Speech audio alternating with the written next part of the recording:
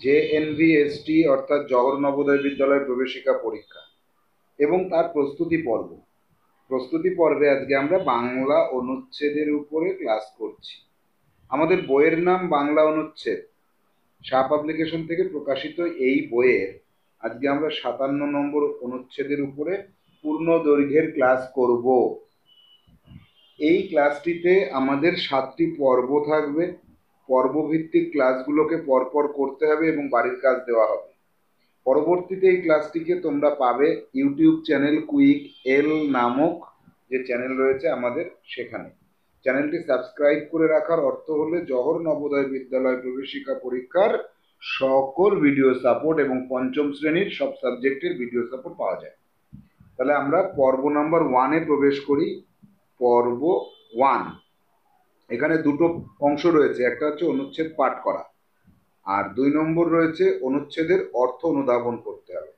এবং পরীক্ষার হলে তোমরা ঘাবড়ে যাবে না, প্রথমে অনুচ্ছেদটাকে পাঠ করে নেবে, কোথাও থামবে না, বোঝো না বোঝো পাঠ করে যাবে। তারপরে প্রত্যেকটা সেন্টেন্সের অর্থ বোঝার চেষ্টা করবে। তাহলে আমি প্রথমে যাচ্ছি অনুচ্ছেদ পাঠে। তোমরা বই খোলো, সামনে বই রাখো, আমার সঙ্গে সঙ্গে তোমরা মনে মনে পড়বে। সমুদ্রের তলদেশে যেখানে সূর্যের আলো গিয়ে পৌঁছায় না, সেখানেও জীবন থাকতে পারে। সেখানে ফটোসিনথেটিক জীবনের উপযোগী পরিবেশ নেই, কিন্তু আরেক রকমের জীবন থাকতে পারে, যারা রাসায়নিক বিক্রিয়া থেকে জীবনের শক্তি অর্জন করতে পারে। জ্যোতির্বিজ্ঞানীরা বলছেন তাদের আবিষ্কৃত বেশিরভাগ গ্রহই আকারে পৃথিবীর চেয়ে বড় এবং আরো বেশি উষ্ণ। এই বিজ্ঞানীরা জানিয়েছেন এসব গ্রহের কোনোটির একপাশে স্থায়ীভাবে অন্ধকার, সেখানে কখনো দিন হয় না, কিন্তু অন্য পাশে স্থায়ীভাবে আলোকিত, অর্থাৎ গ্রহটির ওই অংশে কখনো রাত হয় না। এর পেছনে কারণ হচ্ছে এসব গ্রহ পৃথিবী যেমন নিজেই নিজের চারিদিকে ঘোরে সেরকম ঘোরে না, কিন্তু ওই দুটো অংশ বাদে যে অংশটি ছায়া ছায়া, অর্থাৎ যেখানে আলো এবং অন্ধকার দুটোই আছে, সেখানে জীবনের সন্ধান পাওয়ার সম্ভাবনা অনেক বেশি। কারণ এগুলো তাদের যে নক্ষত্রের চারপাশে আবর্তিত হয় তার খুব কাছাকাছি। কেমব্রিজ বিশ্ববিদ্যালয়ের এই গবেষণায় নেতৃত্ব দিয়েছেন জ্যোতির্বিজ্ঞানী ডক্টর নিক্কু মধুসূদন। তিনি বলেছেন তাদের এই আবিষ্কারের ফলে মহাকাশের অন্যত্রও যে জীবন থাকতে পারে সেই বিষয়ে নতুন এক সম্ভাবনার দ্বার উন্মুক্ত হয়েছে। এর আগে সৌরজগতের বাইরে আরো যেসব গ্রহ বা এক্সোপ্ল্যানেটের সন্ধান পাওয়া গেছে, সেগুলোতে হাইড্রোজেন সমৃদ্ধ বায়ুমণ্ডলে চাপ এবং তাপমাত্রা খুব বেশি বলে ধারণা করা হয়। বায়ুমণ্ডলের ফলে সেখানে প্রাণের অস্তিত্ব থাকা কঠিন। কিন্তু সম্প্রতি যেসব গ্রহের সন্ধান পাওয়া গেছে, বিজ্ঞানীরা বলছেন সেগুলোতে যে ধরনের পরিবেশ রয়েছে সেটা জীবনের উপযোগী। গবেষকরা বলছেন এসব গ্রহ পৃথিবীর চেয়ে 2.5 গুণ বড় এবং এসবের তাপমাত্রা 200 ডিগ্রি সেলসিয়াসের মতো। তবে সেসব গ্রহে যেসব সমুদ্র আছে তার পরিবেশ অনেকটা পৃথিবীর সমুদ্রের মতোই। তাই যেসব এক্সোপ্ল্যানেটের সমুদ্র আছে সেগুলোতে প্রাণের অস্তিত্ব থাকার সম্ভাবনা অস্বীকার করা যাবে না। কিন্তু প্রশ্ন হচ্ছে এসব এক্সোপ্ল্যানেট কত দূরে? বিজ্ঞানীরা বলছেন এগুলোর অবস্থান আমাদের এই পৃথিবী থেকে 35 থেকে 150 আলোকবর্ষ দূরে।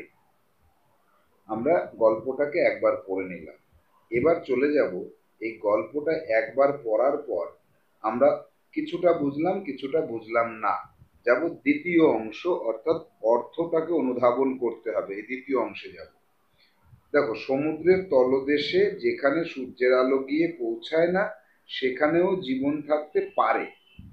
এই যে সেন্টেন্সটা, যে সমুদ্র তার তলদেশে চলে গেলে এখানে সূর্যের আলো পৌঁছায় না, কিন্তু এখানেও কিন্তু জীবন থাকতে পারে। জীবন বলতে ছোট ছোট ছোট ছোট জীব থাকতে পারে। সেখানে ফটোসিনথেটিক জীবনের উপযোগী পরিবেশ নেই, এই কথাটার অর্থটা বুঝতে হবে। এবার পরীক্ষার হলে তুমি মনে করো ফটোসিনথেটিক কথাটা বুঝতে পারছো না, তাহলে তুমি কিভাবে পরীক্ষার হলে আইডিয়া নেবে? ফটোসিনথেটিক জীবনের উপযোগী পরিবেশ নেই। আচ্ছা, সূর্যের আলো গিয়ে পৌঁছায় না, তারপরে ফটোসিনথেটিক জীবন, এর মধ্যে নিশ্চয়ই কোনো মিল আছে। সূর্যের আলো যদি পৌঁছাতো তাহলে ফটোসিনথেটিক জীবন থাকতে পারত। অর্থাৎ যে সকল উদ্ভিদ সূর্যের আলো থেকে খাবার তৈরি করে এবং নিজেরা বেঁচে থাকে, প্রাণীকুলকে বাঁচিয়ে রাখে, তাকে ফটোসিনথেটিক জীব বলা হয়। এইটার জন্য উপযুক্ত পরিবেশ নেই, কারণ সেখানে তো অন্ধকার। কিন্তু আরেক রকমের জীবন থাকতে পারে। ফটোসিনথেটিক জীব না থাকলে কি হবে? সেখানে থাকতে পারে আরেক রকমের জীব, যারা রাসায়নিক বিক্রিয়া থেকে জীবনের শক্তি অর্জন করতে পারে। রাসায়নিক বিক্রিয়া বলতে কি বোঝাচ্ছে? ধরো তাদের নিজেদের শরীরের মধ্যে বিভিন্ন রাসায়নিক দ্রব্য, বিভিন্ন রাসায়নিক বিভিন্ন রাসায়নিক দ্রব্য বিক্রিয়া করে, অথবা জলের মধ্যে থেকে বিভিন্ন রাসায়নিক বিক্রিয়া হয়, সেখান থেকে শক্তিকে তারা সংগ্রহ করে নেয়, এই শক্তি থেকেই তারা বেঁচে থাকে। অ্যাকচুয়ালি ফটোসিনথেটিক জীব কি করে? সূর্যের আলো থেকে শক্তি নেয়, খাবার তৈরি করে, সেই খাবার তাদের দেহে শক্তি দেয়। আবার তাদেরকে খেয়ে যে প্রাণীরা বেঁচে থাকে, প্রাণীদের দেহে শক্তি অর্জন করে খাবার থেকে, যেমন আমরা ভাত খাই, খাবার পাই, সেরকম। তাহলে রাসায়নিক বিক্রিয়া, এই যে রাসায়নিক বিক্রিয়া থেকে জীবনের শক্তিটা তারা অর্জন করতে পারে। জ্যোতির্বিজ্ঞানীরা বলছেন, জ্যোতির্বিজ্ঞানী মানে যারা মহাকাশ নিয়ে গবেষণা করে। আমাদের বাইরে বেরোলে আমরা যে আকাশ দেখতে পাই, সেই আকাশটা হচ্ছে ছোট্ট একটা আকাশ। এবার এই আকাশের বাইরে আরো অনেক বড় আকাশ আছে, টেলিস্কোপ দিয়ে দেখতে হয়, সেই মহাকাশ বলে তাকে। সেই মহাকাশ নিয়ে যারা গবেষণা করেন তাদেরকে বলা হয় জ্যোতির্বিজ্ঞানী। তারা কি বলছেন? তাদের আবিষ্কৃত বেশিরভাগ গ্রহই আকারে পৃথিবীর চেয়ে বড় এবং অনেক বেশি উষ্ণ। তারা দূরবীন দিয়ে আবিষ্কার করেছে যে অনেক গ্রহ আছে, যে গ্রহগুলো পৃথিবীর থেকে অনেক বড় এবং অনেক বেশি উষ্ণ, মানে গরম, বেশি গরম। এই বিজ্ঞানীরা, মানে কোন বিজ্ঞানীরা? জ্যোতির্বিজ্ঞানীরা। এই জ্যোতির্বিজ্ঞানীদের বলা হচ্ছে এই বিজ্ঞানীরা। এই বিজ্ঞানীরা বলছে। তাহলে এই বিজ্ঞানীরা কি বলছেন? যে এইসব গ্রহের কোনো কোনোটির এক পাশে স্থায়ীভাবে অন্ধকার, সেখানে কখনো দিন হয় না, কিন্তু অন্য পাশে স্থায়ীভাবে আলোকিত, অর্থাৎ সেই গ্রহটির ওই অংশে কখনো রাত হয় না। মনে করো এই একটা গ্রহ, এর অর্ধেক পাশ, এখানে তাদের যে নক্ষত্র সেটা থাকে, সূর্য নাও হতে পারে, অন্য কোনো নক্ষত্র। এই পাশটা সারা জীবন দিন, আর এই পাশটা সারা জীবন রাত। এ কেমন? এই পাশটা সারা জীবন রাত, এখানে সূর্যের আলো কোনোদিন পৌঁছাবে না, বা তাদের নক্ষত্রের আলো কোনোদিন পৌঁছাবে না। এই পাশটা সারা জীবনের জন্য অন্ধকারাচ্ছন্ন, আর এই পাশটা কিন্তু সারা জীবনের জন্য দিন। এই জায়গাটা সারা জীবনের জন্য দিন। তাহলে এই জায়গাতে উষ্ণতা 200 ডিগ্রি সেলসিয়াস, আর এখানে হয়তো -150 ডিগ্রি সেলসিয়াস। তাহলে এই যে স্থায়ীভাবে আলোকিত, এখানে দিন সারা জীবন আর এখানে রাত সারা জীবন, এখানের কোনো জায়গাতেই প্রাণের অস্তিত্ব থাকতে পারে না। তাহলে কি হবে? তাহলে সেখানে এর পেছনে কারণ হচ্ছে এসব গ্রহ, পৃথিবী যেমন নিজেই নিজের চারিদিকে ঘোরে, সেরকম ঘোরে না। পৃথিবী কি করে? এই পৃথিবী নিজের অক্ষের চারিদিকে এরকম ঘুরতে থাকে, এবং ঘুরতে থাকে, অলওয়েজ ঘোরে। তার ফলে কি হয়? পৃথিবীর এই অংশ আলো সূর্যের সামনে, আবার 12 ঘন্টা পরে এই অংশটা চলে আসে এখানে, আর এই অংশটা চলে যায় এখানে। তাহলে আলো আর অন্ধকার 12 ঘন্টা বাদে বাদে হয়। আর এইসব গ্রহগুলো সেরকম ভাবে ঘোরে না। কিন্তু এই দুটো অংশ বাদে যে অংশটি ছায়া ছায়া, অর্থাৎ যেখানে আলো এবং অন্ধকার দুটোই আছে, সেখানে জীবনের সন্ধান পাওয়ার সম্ভাবনা বেশি। এইটুকু আমরা কি বুঝলাম? এই দুটো অংশ বাদ দিয়ে বলতে এই অংশটা আর এই অংশটা বাদ দিয়ে এই জায়গাটা আর এই জায়গাটা, দেখো এখানে আলো আছে, অন্ধকারও আছে, এখানে আলো আছে, অন্ধকারও আছে। এই জায়গা দুটোতে কি হচ্ছে? অন্ধকার অন্ধকার ভাব, সেখানে কিন্তু উষ্ণতা খুব বেশিও না, খুব কমও না, এই দুটো জায়গায়। তাহলে কি হবে? এই দুটো জায়গাতে কিন্তু প্রাণের অস্তিত্ব থাকতে পারে, কারণ এগুলো তাদের যে নক্ষত্রের চারপাশে আবর্তিত হয় তার খুব কাছাকাছি। তাদের যে নক্ষত্র তাদের কাছাকাছি থাকার জন্য এই দুটো জায়গায় উষ্ণতাও কম, এখানে কিন্তু প্রাণের অস্তিত্ব থাকতে পারে। কেমব্রিজ বিশ্ববিদ্যালয়ের এই গবেষণায় নেতৃত্ব দিয়েছেন জ্যোতির্বিজ্ঞানী ডক্টর নিক্কু মধুসূদন। এই যে গবেষণাটা হয়েছে যে এই জায়গাতে আর এই জায়গাতে প্রাণের অস্তিত্ব থাকতে পারে, এই গবেষণাটা কোথায় হয়েছে? কেমব্রিজ নামক বিশ্ববিদ্যালয়ে হয়েছিল। নিক্কু মধুসূদন বলে যে প্রফেসর আছেন, তিনি এই গবেষণায় কি করেছেন? নেতৃত্ব দিয়েছেন। এরপরে কি হলো? তিনি বলেছেন তাদের এই আবিষ্কারের ফলে মহাকাশের অন্যত্রও যে জীবন থাকতে পারে সে বিষয়ে নতুন এক সম্ভাবনার দ্বার উন্মুক্ত হয়েছে। তিনি বলছেন যে দেখেন, এই যে গবেষণাটা আমরা করেছি, এই যে আবিষ্কারটা করেছি, এতে পৃথিবীর বাইরে, মহাকাশে পৃথিবীর বাইরে অন্যত্র জীবন থাকতে পারে সেই বিষয়ে সম্ভাবনা, এটা তো শিওর না, হয়তো থাকতে পারে, এই সম্ভাবনা হয়তো, তার দ্বার উন্মুক্ত হয়েছে। দ্বার মানে দরজা, সম্ভাবনার দ্বার উন্মুক্ত হওয়া মানে মানুষের মনে আশা জেগেছে।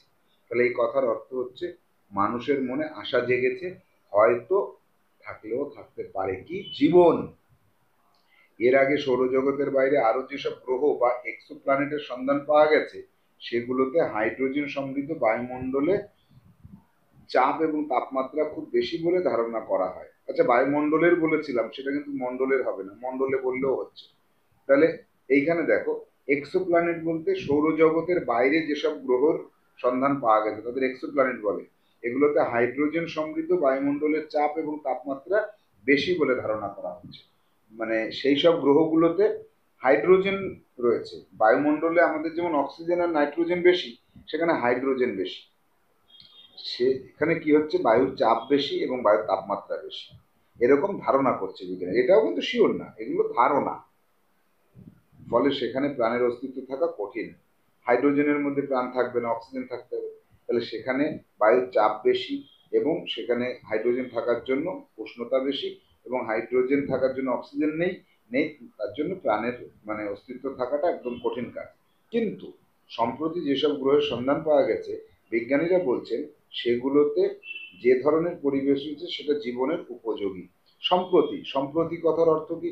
এই বর্তমান সময়ে যেসব গ্রহের সন্ধান তারা খুঁজে বের করেছেন বিজ্ঞানীরা, সেখানে মানে বিভিন্ন পরীক্ষা নিরীক্ষা চালিয়ে এই বিজ্ঞানীরা বলছেন এগুলোতে যে ধরনের পরিবেশ তারা খুঁজে পেয়েছে সেখানে প্রাণ থাকলেও থাকতে পারে। গবেষকরা বলছেন এসব গ্রহ পৃথিবীর চেয়ে 2.5 গুণ বড় এবং এসবের তাপমাত্রা 200 ডিগ্রি সেলসিয়াসের মতো। মানে আমাদের এখানে 50 ডিগ্রি সেলসিয়াস যখনই হয় আমরা তখন গরমে এসি না চালালে থাকতে পারি না। তাহলে এইখানে 200 ডিগ্রি সেলসিয়াসে মানুষ তো থাকতে পারবে না, অন্য কোনো জীব থাকলেও থাকতে পারে বলে ধারণা। তবে সেসব গ্রহে সেসব গ্রহে যেসব সমুদ্র আছে তার পরিবেশ অনেকটা পৃথিবীর সমুদ্রের মতোই। দেখো এই জায়গাটার অর্থটা কি হলো? এই জায়গার অর্থটা হচ্ছে ওই যেসব গ্রহের কথা বলছে সেখানে কিছু কিছু গ্রহে সমুদ্র আছে।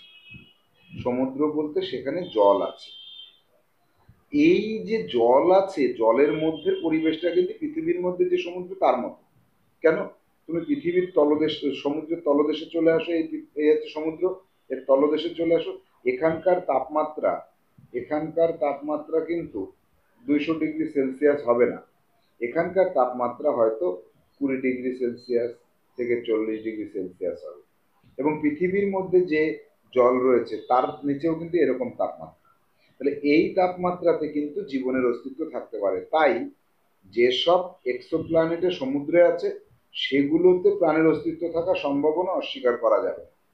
তাহলে এক্সোপ্ল্যানেট অর্থাৎ সৌরজগতের বাইরে যে গ্রহগুলোর সন্ধান পাওয়া গেছে সেগুলোর যে সমুদ্র তাতে অস্তিত্ব থাকতে পারে প্রাণের, এই বিষয়টা কিন্তু সবাই অস্বীকার করতে পারবে না, বলতে পারবে না ধুর নেই, এ কথা বলতে পারবে না।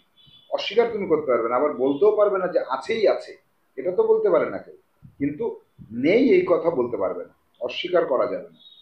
কিন্তু প্রশ্ন হচ্ছে এসব এক্সোপ্ল্যানেট কত দূরে?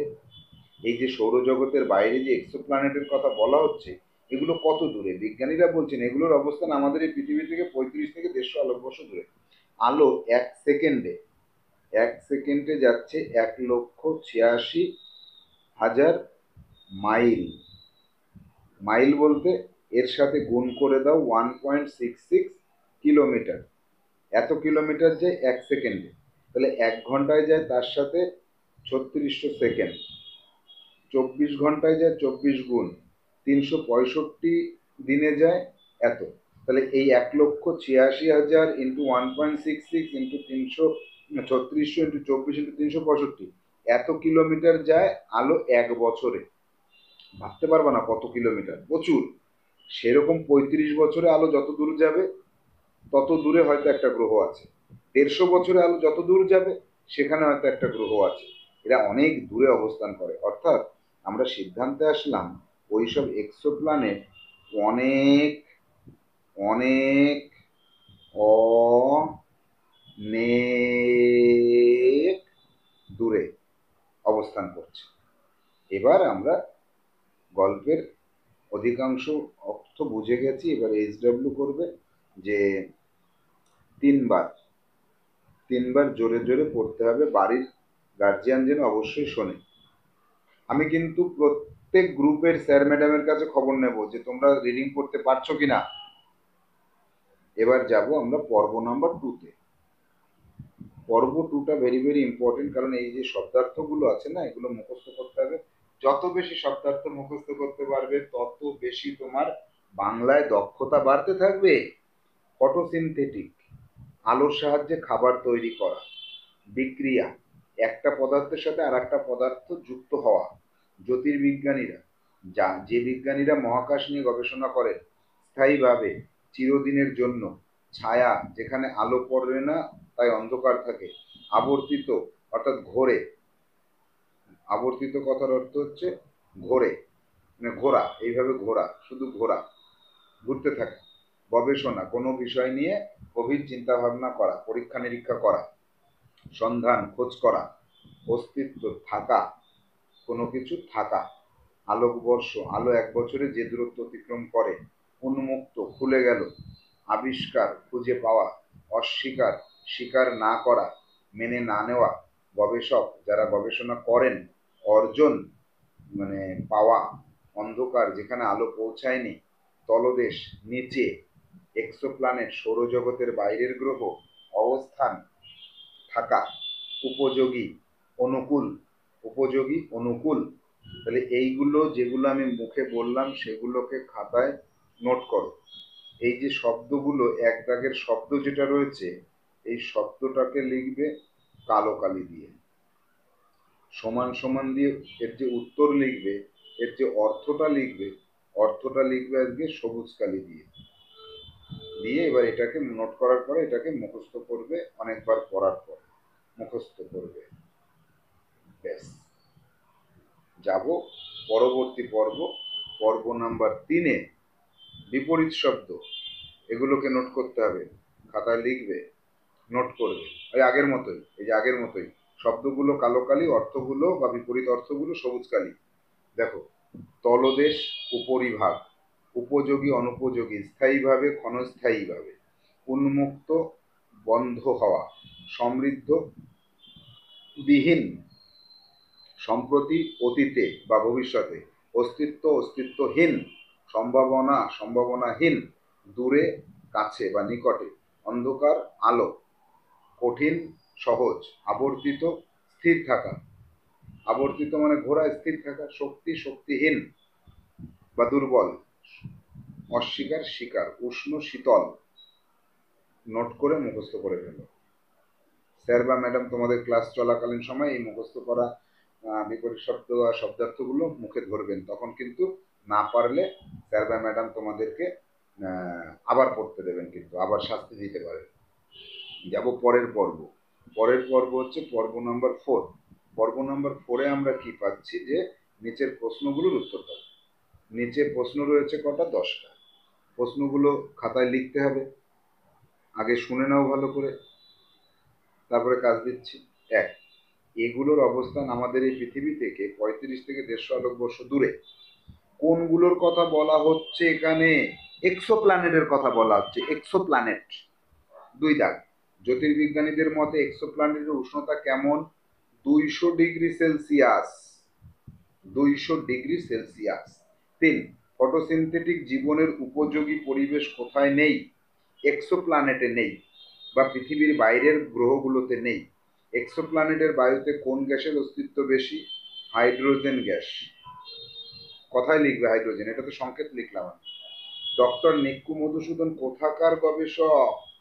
কোন ইউনিভার্সিটি? মনে নেই, আমি ভুলে গেছি। তোমরা পরীক্ষার হলে ভুলে যেতে পারো।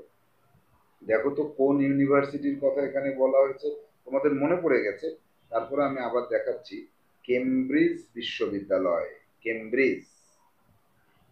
ভুলে গেলে দেখতে হবে, কিচ্ছু করার নেই, ওই মনে থাকলে একটা, আর সেটা লিখে দিলাম, সামনে গল্প রয়েছে, দেখে নিতে হবে। 6, এক্সোপ্ল্যানেটের কোন অঞ্চলে প্রাণের অস্তিত্ব থাকার সম্ভাবনা বেশি? এক্সোপ্ল্যানেটের যে অংশে ছায়া ছায়া ভাব, আলো এবং অন্ধকার মিলেমিশে থাকে, সেই অংশে। হাইড্রোজেন সমৃদ্ধ বায়ুমণ্ডলের চাপ থাকায় কোন বিষয়টি অসম্ভব? প্রাণের অস্তিত্ব থাকাটা অসম্ভব। 8 দাগ, আবিষ্কৃত গ্রহগুলি কত দূরে? 35 থেকে 150 আলোকবর্ষ দূরে। এটা এখানেই প্রশ্নের মধ্যেই রয়ে গেছে। 9 দাগ, অন্যান্য গ্রহের যে সমুদ্র আছে তার পরিবেশ কেমন? পৃথিবীর সমুদ্রের পরিবেশের মতো, এই কথাটা লিখবে। 10 দাগ, সমুদ্রের তলদেশে অবস্থিত জীবকুল প্রাণের শক্তি কোথা থেকে অর্জন করে? বিভিন্ন রকম রাসায়নিক বিক্রিয়া থেকে। রাসায়নিক বিক্রিয়া কথাটা এইভাবে লিখবে। তাহলে এখান থেকে HWটা কি থাকছে? প্রথমে 1 দাগের প্রশ্নটা লেখো, কি কালি দিয়ে লিখবে? প্রশ্নটা লিখবে নীল কালি দিয়ে। তার নিচে উত্তরটাকে লেখো, উত্তরটাকে কি কালি দিয়ে লিখবে? লাল কালি দিয়ে। কালি মেনটেন করে কাজটা করতে হবে, এই কাজটা। যাব পর্ব নাম্বার 5-এ। পর্ব 5-এ আমরা কি পাচ্ছি? সঠিক উত্তরটিতে টিক চিহ্ন দাও। 1 দাগ, নতুন আবিষ্কৃত গ্রহগুলির সম্পর্কে তথ্য প্রদান করে কে? বিজ্ঞানীরা, গ্রহের মালিকরা, যারা গ্রহগুলোতে গিয়েছে তারা, যাদের ইচ্ছা হয় তারা। এই 3টে বাদ যাবে, থাকবে পরে এইটাই সঠিক। 2 দাগ, ফলে সেখানে প্রাণের অস্তিত্ব থাকা কঠিন কেন? নিত্য প্রয়োজনীয় দ্রব্যের মূল্য অনেক বেশি সেখানে? না। ওখানে বাড়িঘর নেই সেজন্য? না। বাতাসে হাইড্রোজেন পরিমাণ বেশি সেজন্য? ইয়েস। বড় বড় সমুদ্র, এটা কোনো কারণ হতেই পারে না, এইটা সত্যি। 3 দাগ, নতুন আবিষ্কৃত গ্রহগুলিতে তাপমাত্রা কেমন? কিছুটা, বেশি, অনেকটা বেশি, পৃথিবীর মতো, প্রায় 200°C। এই 3টে বাদ যাবে, এটা সঠিক হবে। 4 দাগ, সূর্যের আলো না পৌঁছানো অঞ্চলে প্রাণের অস্তিত্ব থাকা কিভাবে সম্ভব? রাসায়নিক বিক্রিয়া থেকে উৎপন্ন শক্তি দ্বারা। একদম কারেক্ট। আর বাকিগুলো একবার দেখে নাও, দেখে নিয়ে দেখো অসম্ভব এগুলো। চলে যাব 5 দাগে, কোনটি নতুন আবিষ্কৃত গ্রহের বৈশিষ্ট্য নয়? পৃথিবীর তুলনায় বড়, হ্যাঁ এটা তো সত্যি কথা। পৃথিবীর তুলনায় বেশি উষ্ণ, এটাও সত্যি কথা। হাইড্রোজেন সমৃদ্ধ বায়ুমণ্ডল, হ্যাঁ এটাও সত্যি কথা। শীতল, শীতল তো তারা নয়। তাহলে তারা যেটা নয়, এই নয় কথাটা কিন্তু পরীক্ষার হলে অনেকে দেখতে পায় না। পরিষ্কার লেখা রয়েছে তাও দেখতে পায় না, কিন্তু দেখতে হবে। তাহলে এই শীতল, এটা কিন্তু ওর বৈশিষ্ট্য নয়, তাই না? শীতলটা কি ওর বৈশিষ্ট্য? শীতলটা তো একদমই বৈশিষ্ট্য না। তাহলে কি হবে? শীতলটাই আমাদের লিখতে হবে। এবার চলে যাব আমরা পরবর্তী প্রশ্ন 6 দাগে। শিরোনাম কোনটি? বহির্বিশ্ব বিজ্ঞানী, পৃথিবীর বাইরে প্রাণের অস্তিত্বের সন্ধান, সমুদ্রের নিচে প্রাণ। এটাকে বেশি গুরুত্বপূর্ণ বলা যাচ্ছে না, এটা হবে না, এটা হবে না। পৃথিবীর বাইরে প্রাণের অস্তিত্ব, পুরো গল্পটা পড়ার পর আমার এটাই মনে হয়েছে। 7 দাগ, কিছু কিছু গ্রহে কখনো রাত হয় না, এমন স্থান পাওয়া যায় কেন? কারণ গ্রহগুলির আবর্তন এমনভাবে হয় যে নির্দিষ্ট অংশ সর্বদা নক্ষত্রের দিকে থাকে। এটা আমার সত্যি বলে মনে হচ্ছে। তারপরে অন্যগুলো দেখি নক্ষত্রের নিকটে থাকে, সেখানে অন্ধকার কেউ পছন্দ করে না। সব সঠিক না, এই 3টে হতেই পারে না, হলে এইটাই হবে। যাব পরবর্তী প্রশ্ন 8 দাগে। ছায়া ছায়া 2বার ব্যবহার করা হয়েছে কেন? অন্ধকারের পরিমাণ বোঝানোর জন্য, গাঢ় অন্ধকার বোঝানোর জন্য, কিছুটা ছায়া কিছুটা আলো বোঝানোর জন্য। আর কিছু মানুষ একটি শব্দ 2বার ব্যবহার করে সেজন্য। হয় নাকি? তাই গাঢ় অন্ধকারের জন্য তো ছায়া ছায়া হয় না। আর অন্ধকারের পরিমাণটাও বোঝানোর জন্য না, কিছুটা আলো আর কিছুটা ছায়া, এইটাই বোঝানোর জন্য। 9 দাগ। গ্রহগুলি কত দূরে? অনেক দূরে, কিছুটা দূরে, বেশ কয়েকদিন লাগবে যেতে, সব দূরে। অনেক দূরে এইটা হতে পারে, অনেক দূরে, এটাই তো সঠিক। মধুসূদন কে? একজন কবি, একদম সঠিক, মাইকেল মধুসূদন দত্ত। কিন্তু ইনি তো দত্ত না, মধুসূদন নিকুই না কি নাম আছে দেখি, মধুসূদন, ডক্টর মধুসূদন, নিক্কু মধুসূদন। তাহলে এবার কবি কোথার থেকে আসলো? হবে না। দার্শনিকও হবে না, বিজ্ঞানীটা হবে। ব্যবসায়ী তো নয়ই। তাহলে এই সি দাগ সঠিক উত্তর। এখান থেকে তোমার এবার এইচডব্লিউ কি থাকছে দেখে নাও। এইচডব্লিউ থাকবে, তুমি প্রশ্নটাকে, এক দাগের প্রশ্নটাকে আগে লিখবে। প্রশ্নটা লিখবে কালো কালি দিয়ে, কালো, এ বি সি ডি অপশনগুলো লিখবে সবুজ কালি দিয়ে। আর যে অপশনটা সঠিক, টিক চিহ্নটা দেবে লাল কালি দিয়ে। কালি এইভাবে মেনটেন করতে হবে। কালি না মিললে আমি কিন্তু খাতা ক্যান্সেল করব। আমি স্যার ম্যাডামদের কাছে খবর নেব কিন্তু প্রত্যেক গ্রুপে। চলে যাব পর্ব 6, পর্ব নাম্বার 6। কি আছে? পদকে চিহ্নিত করব এবং তার পরিবর্তন করব। এই যে প্রত্যেকটা ক্লাসে যে পদকে চিহ্নিত করার সময় আমি যেভাবে করি, এইভাবে করলে সারা জীবন মনে রাখতে পারবে। তলদেশ একটা জায়গার নাম, সমুদ্রের নিচের একটা জায়গা, তলদেশ বিশেষ্য। আর কোথাকার মাছ রে? তলদেশীয় মাছ। কোথাকার, কেমন মাছ, বিশেষণ পদ। উপযোগী বিশেষণ, এটা উপযোগী একটা পরিবেশ, কেমন পরিবেশ, বিশেষণ। আর উপযোগিতা, এই পরিবেশের একটা জিনিস আছে, কি রে? জিনিসটার নাম কি? উপযোগিতা। সীমাবদ্ধ বিশেষণ, সীমাবদ্ধতা বিশেষ্য। কেন সীমাবদ্ধ? আমি এই বিষয়টা একটা সীমাবদ্ধ বিষয়। কেমন বিষয়? সীমাবদ্ধ, যার বেশি দূর ছড়াতে পারে না, বিশেষণ। আর এই যে তুমি যে বিষয়টা বলছো, এর একটা জিনিস আছে, কি বলতো? নামটা কি? সীমাবদ্ধতা। তাহলে বিশেষ্য পদ। চলে যাব 4 দাগে। সমুদ্র, সমুদ্র যে বিশেষ্য, এটাকে আমার বলে দিতে হবে। মাছ খাবো, কি মাছ খাবা? কোন ধরনের মাছ খাবা? সামুদ্রিক মাছ খাবো, বিশেষণ। জীবন বিশেষ্য, আমার জীবন আছে কারণ আমি বেঁচে আছি। কি আছে রে? জীবন আছে, বিশেষ্য। জৈবনিক, আমার জীবন আছে বলে আমার ভেতরে, শরীরের ভেতরে একটা ক্রিয়াকলাপ হয়। কেমন ক্রিয়াকলাপ? জৈবনিক ক্রিয়াকলাপ, মানে বেঁচে থাকা জিনিসের ক্রিয়াকলাপ। চলে যাব 6 দাগে। পৃথিবী বিশেষ্য। কেন বিশেষ্য? সবাই জানে, কিন্তু পৃথিবীর বিষয় কোথাকার মানে জীব? এটা পার্থিব জীব, পার্থিব জীব। তাহলে এটা বিশেষণ পদ। ক্রিয়ার কাল নির্ণয় করবো। আচ্ছা, এখান থেকে এইচডব্লিউটা নিয়ে নাও। এখানে আমি 6টা দিয়েছি, তুমি আরো 4টে যোগ করে মোট 10টা খাতায় নোট করে মুখস্থ করো। পর্ব নাম্বার 7, ক্রিয়ার কাল নির্ণয় করব এবং তার পরিবর্তন করব। এ দাগে হচ্ছে ক্রিয়ার কাল নির্ণয় করতে। সম্ভাবনার দ্বার উন্মুক্ত হয়েছে, বর্তমানে হয়েছে।